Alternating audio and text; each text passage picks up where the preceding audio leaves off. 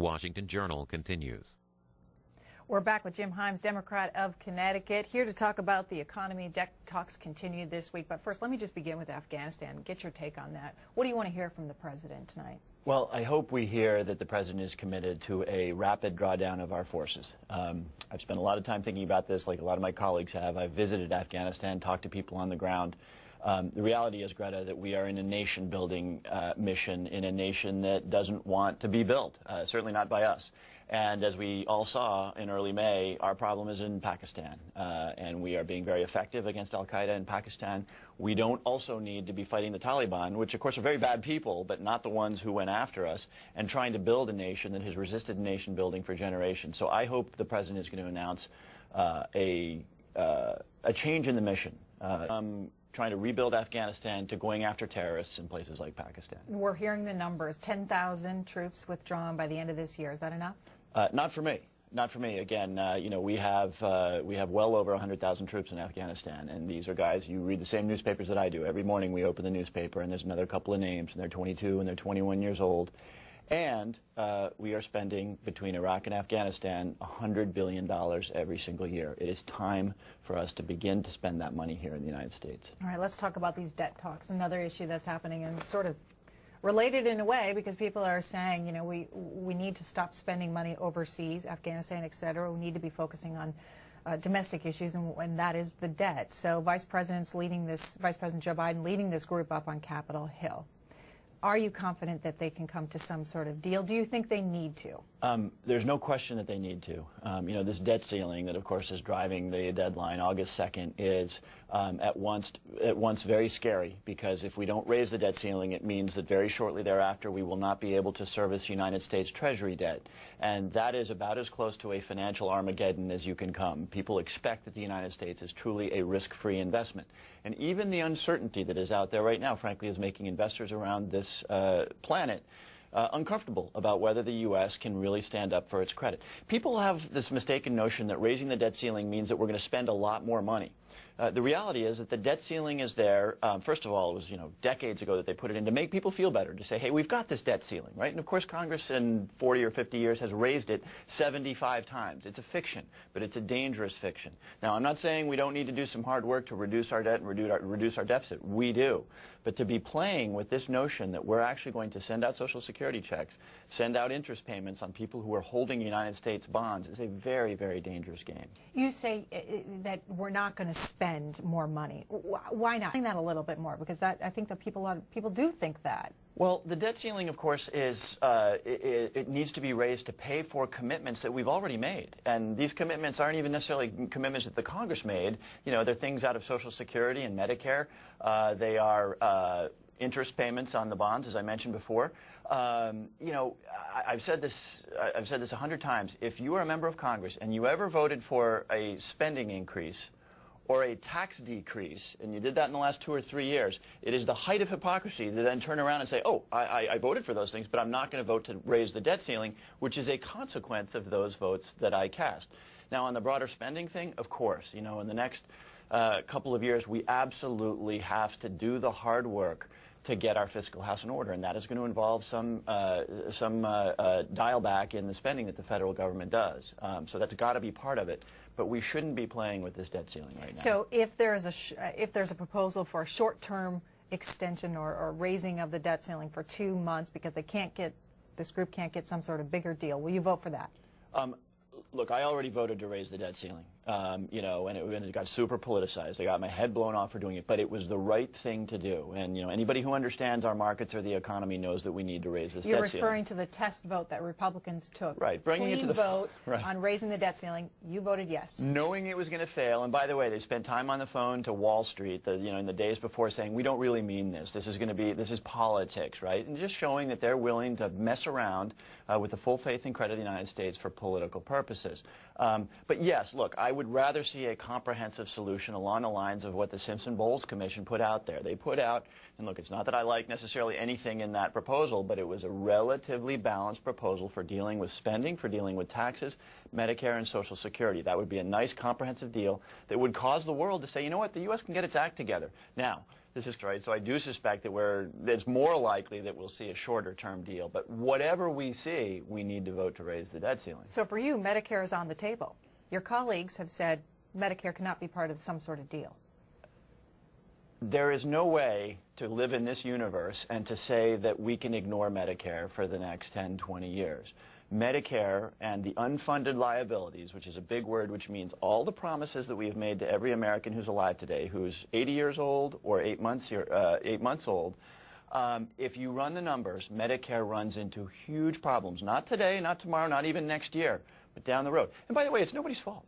This is due to the fact that our country is aging and that healthcare costs are growing out of control. So there is no way that somebody with a straight face can say, at some point, we don't need to reform Medicare.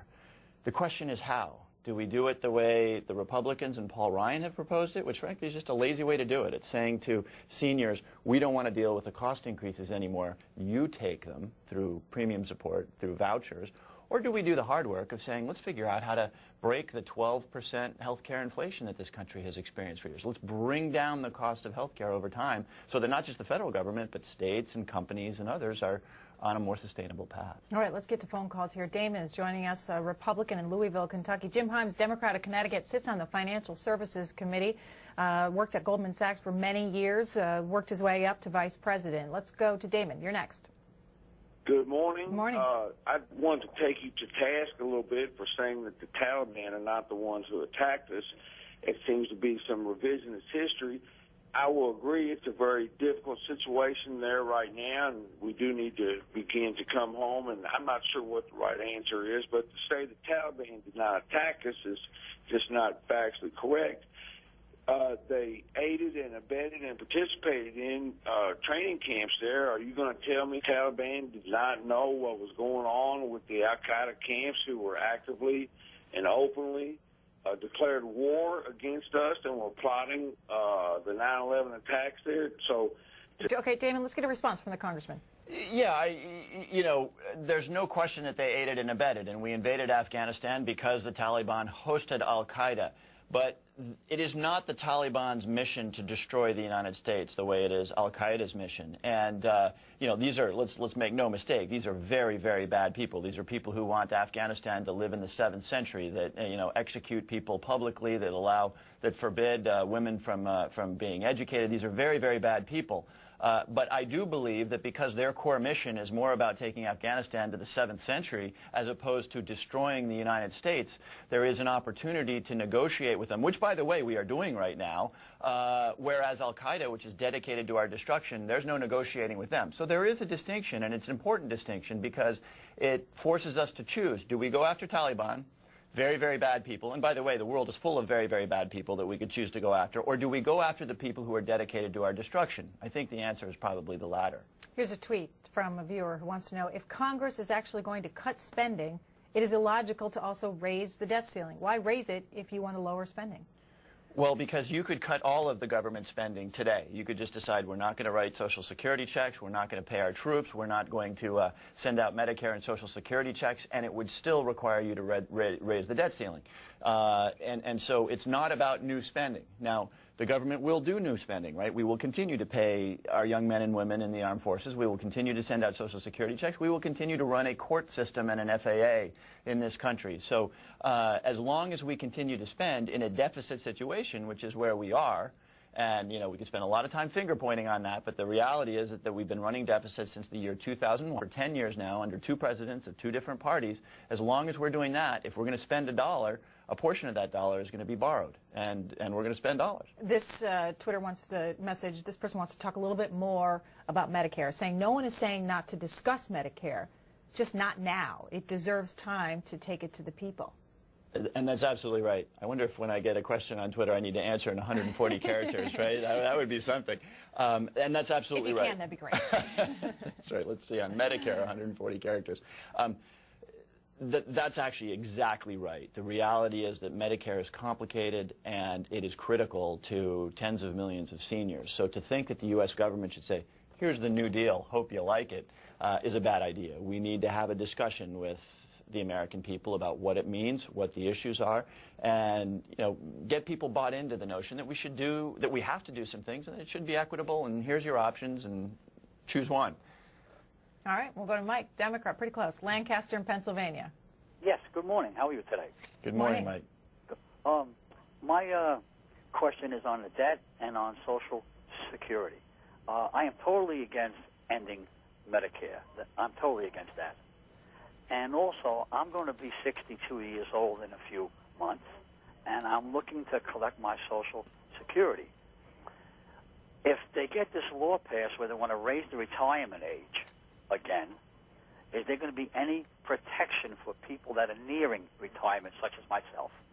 And I also would like to say, I think the Republicans would do anything to not get President Obama elected again. No matter what they say, I think that's their main issue, make him look bad. And I thank you for taking my call. Yeah, thanks, Mike. And I certainly agree with your last point. And being here in Washington, I see this, all the time. Regardless of what Republicans believe at their core, whether it's do away with Medicare, which they believe for generations, when Obama passes a health care bill that actually involves reducing some of the funding for Medicare, they stand up as the saviors of Medicare. Newt Gingrich did this, of course, right? He criticized the president for not being militarily engaged in Libya, and then when the president got engaged in Libya, he criticized him for being military engaged. So you're absolutely right on that point. Look, with respect to Medicare, the truth is, and both parties like to demagogue this issue, that nobody has a proposal out there to end Medicare. That's not politically feasible. The Republicans and Congressman Ryan have proposed a plan that would shift the cost risk and the burden of Medicare onto people like you, and that's undeniable, and it's not right. But this is part of the discussion. But nobody's out there is talking about simply ending Medicare. On the retirement age, because this is a discussion that we're going to have over time. First of all, you should know that if the retirement age is raised, and it is a possibility, it happened in 1983 when Ronald Reagan and Tip O'Neill got together and struck a deal to make Social Security more sustainable. So yes, it's on the table. But the proposal that's out there, and in particular the one that was proposed by the President's Debt Reduction Commission, would raise the retirement age a little bit, but over a very lengthy period of time, over decades. So you wouldn't be affected, and then nobody who's close to retirement would be affected. I might be, or people younger than I might be affected, but there will be a long ramp if and when that happens. And by the way, we also need to recognize that, some guys get to wear ties and work in offices during their career, and other guys lift heavy things for a living. And an accommodation obviously must be made for those people who do hard physical labor relative to when they can stop doing that. Joseph, a Republican in Indianapolis. You're on the air with Congressman Jim Himes. Joseph? Up? One last call for Joseph? Yes, ma'am. All right, go ahead. Yes, my name is Joseph Wilbur Hyatt, and I'm from Indianapolis. And, as far as the Taliban and Al-Qaeda go, I think we've already alleviated that situation. I think the Republicans have done a swell job. And I think Obama is getting too much credit for, the SEALs did the job, I believe, in the administration that Bush installed, corrected the situation. All right, that's Joseph in Indianapolis. James is next in Birmingham, Alabama. Independent caller. Oh, yeah. Mr. Hines, I used to be a Democrat, but now I'm an independent. Let me explain something to you. What you Democrats are not doing, you are disenfranchising your voters. This is the Republicans' whole agenda. They are trying to destroy this country. In other words, what I'm trying to say, they don't care if no jobs are nothing made. This is the only thing that they have to run on in order to get elected. Mitch McConnell said his #1 job is for President Obama to be a one-term president. This is what Michelle Bachmann hollered. Do not let the Republicans continue to govern from a minority. What you guys need to do is start saying the same thing that they were saying. Where are the jobs? They are blocking every single. I want a job. They are blocking every single thing that you tried to do. All right, James? Yeah, well, James is dead right about this, and this is one of the really frustrating things about being in the minority in the House right now. And it's interesting. On this show, we've talked about everything except jobs so far.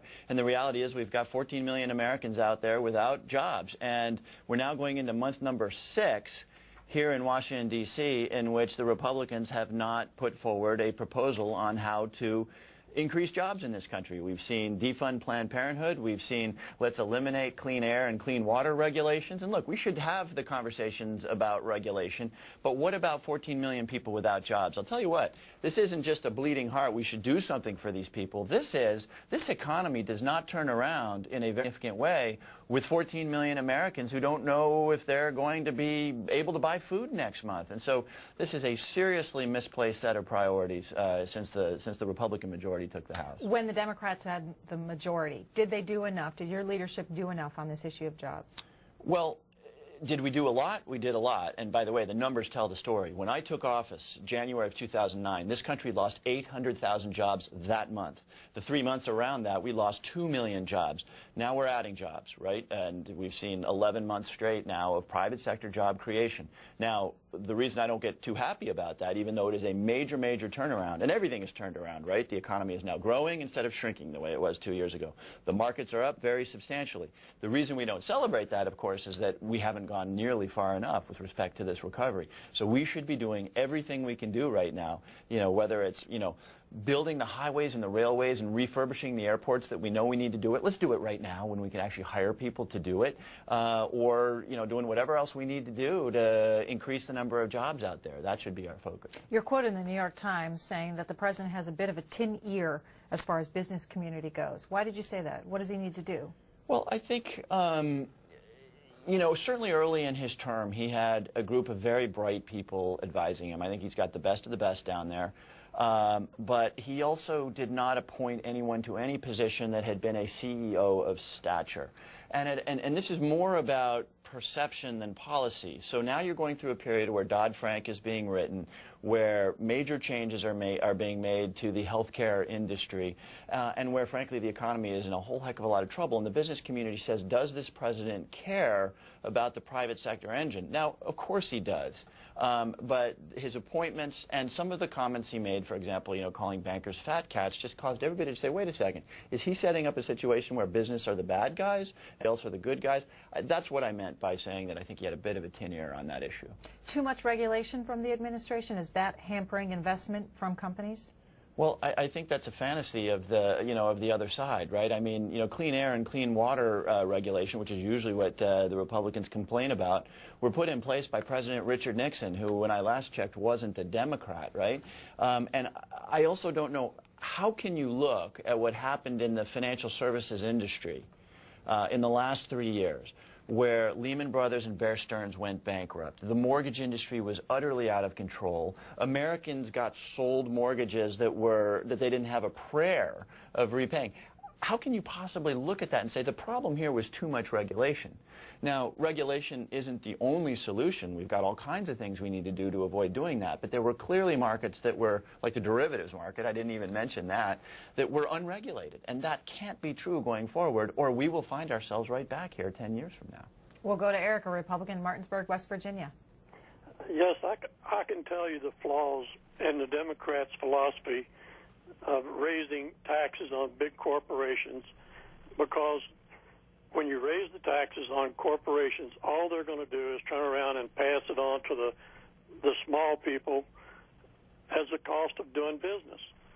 And I would like to know what you think about the Obama administration telling South Carolina that they can't, or telling Boeing that they cannot set up a factory in South Carolina, and they could take the factory to China. So I just can't understand why the Obama administration would want to try to tell a corporation where they could set up business. That is stupid. Well, on your tax point, Eric, it's not the Democratic position to raise corporate taxes. And in fact, the United States corporate tax rate today is the second highest in the world. Statutory rate, meaning legally what they are supposed to pay. Of course, what they actually pay, because of the deductions and loopholes and whatnot, is significantly lower than the 35% tax rate. So actually, most people, and I'm sure you would find folks that would say raise those taxes, but most people say what we really ought to do, and by the way, we ought to do this with taxes across the board, is lower the rates, but do what is called expand the base, right? Get rid of a lot of the deductions, the loopholes, these many things that, amongst other things, cause individuals to spend agonizing hours preparing their tax returns or paying someone else to do it, and that cause corporations to need to have huge tax departments to find these things. So actually I would say that probably most people in Washington would say, let's actually lower those corporate tax rates so that we are competitive abroad, but let's get rid of a lot of those loopholes so that we make up the revenue. Morgan City, Louisiana. Julia, Democratic caller. Yes. Yes, how are you all this morning? Doing well, Fine, Julia. Go ahead with your comment or question. Okay. Well, actually, I have a comment, and it's basically about the government and the debt. I see a solution. I don't understand why so many government officials and so many different people that have affiliation with the government don't see that incarceration is, that's a part of, the debt. It's what's going on. We don't have education options for inmates. The majority of the inmates are minorities, black, Hispanics. Instead of housing these people in jail on the government's dime, why not, educate these people so when they come out, into the workforce, they out and be productive citizens in the workforce, thus adding additional funds to, what we have. All right, Julia, we'll get a response from the Congressman. Yeah, Julia, I think you put your finger on something that is critically important both to the budget and to, frankly, us as individuals. In my own state of Connecticut, it costs about $30,000 to incarcerate an individual for 1 year. $30,000, right? That's 3 times what it costs to educate that individual in a good public school, right? So you could not be more right. And by the way, what do we know? We know that kids who are undereducated have a much higher probability of ultimately getting incarcerated. So clearly the answer is to do what we know we need to do anyway, which is improve our schools, be willing to invest more if that's what it takes. And by the way, it's not just money, it's education reform, but really make our schools good so that fewer people are consuming, as they do in my state of Connecticut, $30,000 a year. And it's not just schools, of course, right? It's after-school programs and summer programs, something to give kids a sense of being part of something that is maybe, not hanging around on the street or joining a gang. So, Julia, you put your finger on a really important issue there. We'll go next to Pat, a Republican in Anniston, Alabama. Hi. Thank you for taking my call. Congressman, I'm not familiar with you. You're a new name to me. But I did hear in the introduction one thing that disturbs me terribly. You were a vice president of one of the financial institutions that caused the problems that created all this mess to begin with. Raising the debt ceiling, to me, is another TARP bailout. Why should the people of the United States pay any attention to an ex-Wall Street insider as far as financial issues are concerned? Well, Pat, I sit on the Financial Services Committee, and the fact that I actually know a little something about the industry, I think, has been important to my participating in what is a major rework of that industry. And look, you can look at my votes, and you'll see that sometimes I, took votes that were aggressively opposed by that industry. But Pat, I have to disagree with you. There is actually nothing in common between the TARP, which was President Bush's bailout of Wall Street, and the need to raise the debt ceiling. Let me just put it as starkly as I can. TARP was there, of course, to keep Citibank, JP Morgan Chase, and other financial institutions from going bankrupt. If we don't raise the debt ceiling, at some point you won't get a Social Security check.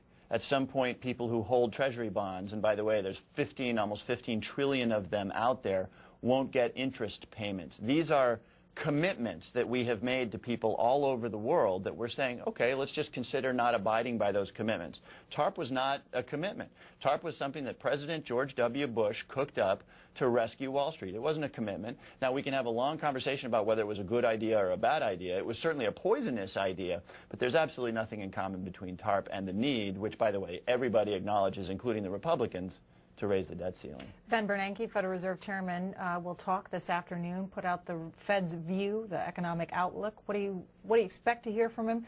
What do you want from Fed policy? I'm not sure my building full of economists is any better than the Fed's building full of economists, but so I don't know exactly what we're going to hear. But look, it's clear that we are in a more perilous moment of this recovery, but it's still a recovery than we were in 6 months ago. In particular, the housing market is terribly concerning right now. It is still going down, and as long as it is going down, American families are not going to consume. You're just not going to go out and buy a car if you think your house is underwater. We need the consumer to participate in the economy, and so I don't know what we're going to hear, but I hope what we're going to hear is something that he said a few weeks ago, which is we should see a return to more vigorous growth in the back half of this year. On housing policy, if these debt talks include eliminating some tax deductions like the mortgage interest deduction in order to bring in more revenue to the Treasury, what do you think the impact of that would be on the housing industry as it stands now? Well, one of the secrets of this government is that we have, dramatically subsidized home ownership in this country. And by the way, that's a good thing. Americans should be encouraged to own homes, not dramatically over-subsidizing it, but, helping Americans to own homes is a good thing. We went way off the reservation in terms of just making it, almost easy for anybody to own homes. And it wasn't just the government, it was, countrywide and other private players. But it is clear we need to scale that back some. Now, it is also clear that when we have these negotiations about our budget, everything is on the table. So nobody should say, that mortgage interest deduction for the second home, for your vacation home, you can't touch that. If that's the way we go into the negotiation won't succeed. So we need to be very balanced here, and we particularly need to think about timing. Now, when the housing market is really struggling, in fact, still declining, is not the time to do something that it might make sense to do 3 years down the road when that market is more vigorous. So you have to be very, very careful about tinkering with a market that is still flat on its back right now. Your views on Fannie and Freddie, what should happen? My view is that Fannie and Freddie should end up being a very small sliver of their former selves. The reality is that a lot of Americans like the 30-year fixed mortgage, and my belief is that if people want 30-year fixed mortgages that are affordable, we're going to have some kind of government assistance. The 30-year fixed mortgage is not a creature that exists in nature, right? Or certainly at anything like the price that Americans are used to getting it at. So my belief is that Fannie and Freddie should be, completely revamped into very thin agencies which do very narrowly targeted missions for very well underwritten loans, which will be a very different set of activities than they were into in the last 10 years. What would be eliminated from their portfolio then? Well, Fannie and Freddie, 10 years ago, they were one of the most aggressive lobbying forces on Capitol Hill. People who were here at the time sort of speak in awe about the armies of Fannie and Freddie lobbyists who were all over the Hill. They had a foundation. They were getting into subprime mortgages, and I should have flipped the order. Fannie and Freddie and anything that involves the government should have absolutely nothing to do with subprime and Alt-A mortgages, this very dangerous stuff.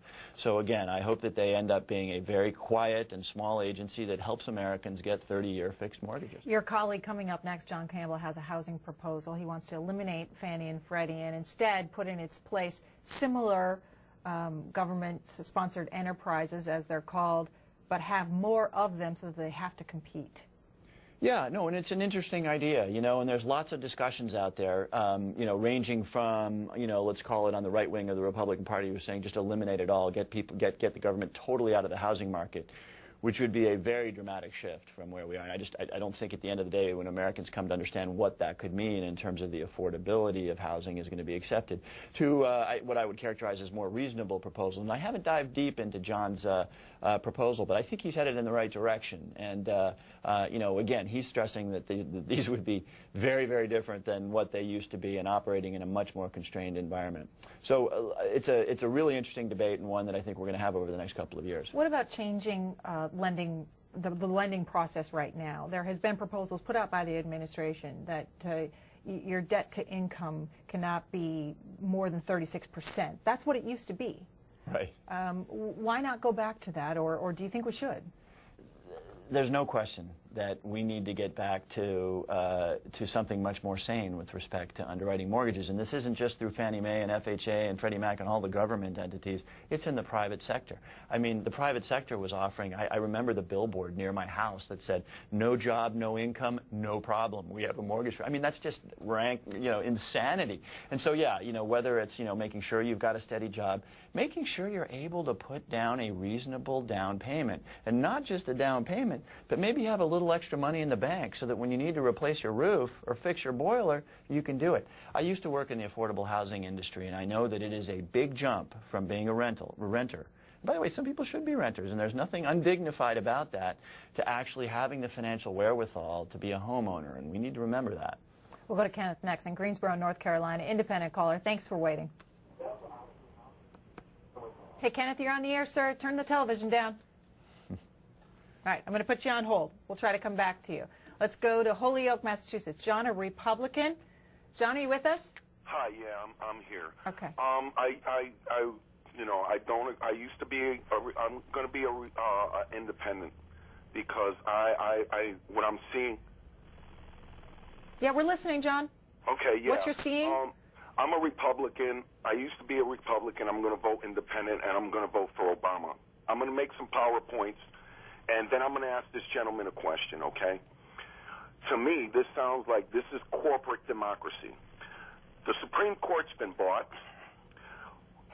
The Patriot Act is not to protect us from foreign and domestic enemies because we already got them here. We got Republicans going into office making deals with corporations instead of thinking about the American people instead of their own pockets. Their grandkids are going to be okay. Their family's going to be okay. But everybody else around here, the veterans and everybody else are suffering. All the things are being cut, okay? This is what I think. Beware of wolves in sheep's clothing. Anybody that comes out of the private corporations to go work for government, they're not there for the best interest of the American people. This is corporate democracy. If corporations win here, they're not going to send their kids to war. They're going to send the poor. That's why the majority of people that are in jail are the poor. The rich haven't gone to jail. That's why all these banks haven't had a CEO go to prison yet. Okay, John. Jim Hines. Yeah. Bernie Madoff might be surprised to hear that the rich haven't gone to jail, but John is expressing a lot of the anger and the emotion that an awful lot of people rightly feel. If you look back over the last 5 years and just look at what happened here, the banking industry, which was instrumental in causing the meltdown.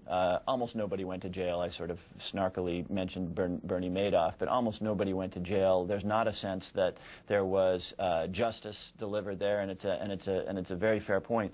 The point that John makes that I think is really, really important, though, is his Supreme Court point, which he said they were bought. I'm not sure I'm going to sign on to that notion, but the Supreme Court did, through Citizens United, the decision that corporations and shadowy groups could secretly inject millions and millions of dollars into the political process was a huge blow to the notion of democracy in this country.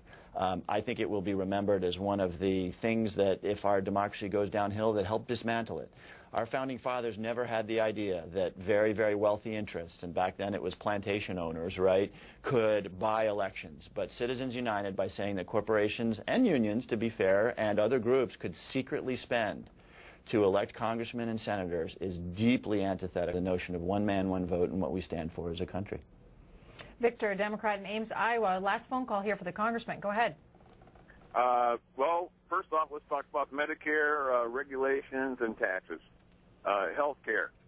1 cent tax, a consumption tax, will bring you in on a $14 trillion economy, $140 billion. Medicaid has a $40 billion shortfall every year. You can cover that with the $140 billion 1 cent tax. Regulations. Republicans are standing up there and saying that corporations are being strangled. The government's got their foot on their neck and they can't turn a profit. That's wrong. Everybody can see that they're turning corporate profits or going through the roof. How do you turn a profit if you got someone standing on your throat? Congressman. Yeah, good point, Victor. I mean, this idea that, Washington is standing on the corporation's throat, it's hard to reconcile with the fact that ExxonMobil reported $10.7 billion in quarterly, not annual, quarterly profits a couple of weeks ago. Or if you look at the Wall Street houses and the banks, they're reporting very, very profitable years. So you're absolutely right in saying that. Now, look, we should have a debate on regulation, on tax policy and whatnot. The reality is when you strip away the politics, when it's a world of corporations versus everybody else, Republicans versus Democrats, where we're really talking about how to set up our economy so that corporations, but more importantly, start-up young businesses that are going to grow up to compete with those corporations can get started. You should have a fair debate about taxes, about patents. We're going to be voting on a patent bill today, on regulations. There is such a thing as too much regulation. This is a Democrat speaking. And there's a vibrant debate that needs to happen around how do we balance that to keep people safe from dirty air and, by the way, from dirty mortgage products without hurting the vibrancy of our industry, which at the end of the day employs Americans. That's the debate we need to have. A couple more questions on different issues before we let you go. On Libya, the House looks like a vote on two different proposals this week put forward by the Republicans. One would prohibit the president from having U.S. assets engaged in any combat in Libya, which would constrict the mission. The second the other would validate Mr. Obama's current decisions, but would cap any mission to 1 year and insist that U.S. troops not be deployed on the ground in Libya. How do you plan to vote on both of those? Well, I've seen neither, so I can't tell you how I plan to vote on either. I can tell you how I think about this, though, and it's not simple. Look, I think generally that this country over 60 years has made a mistake by vesting too much power in the president to engage our military forces abroad. The problem in the last two generations has not been that the U.S. hasn't done enough of Iraq and Vietnam. It's that they have done too much. So I would like to see us get back to the Constitution, Article 1, Section 8, which says that Congress gets to declare war. That said, and the reason it's a little complicated is it's a little hard to criticize this president for joining NATO and other UN nations and Arab countries in preventing Gaddafi from massacring people in Benghazi. I don't know how you sit here and say he shouldn't have done that and that I'm okay with the idea that 20,000 people who are alive today might not be alive today. But bottom line is that we can't afford to, and we shouldn't do it, be going around the country anytime that there is a bad thing happening and using our young men and women in uniform to change the outcome. From time to time, maybe you think about it. Bill Clinton, I suspect, is still haunted by not interceding in Rwanda. So it's not a simple issue, but we have to get away from being the world's policeman. Young men and women dying, and by the way, we are spending $800 billion on the military and security, and we simply can't afford that going forward. Last point. Getting to democracy, there's no such thing as democracy in a box. The 82nd Airborne cannot deliver democracy to Libya. We've spent hundreds of years figuring out democracy in this country, right? And countries have to struggle. We did. We fought a brutal revolution and figured this out over many generations. We can't impose it. People need to buy into and fight for their own democracy in places like Libya. Congressman Jim Himes, thanks for being here and talking to the viewers.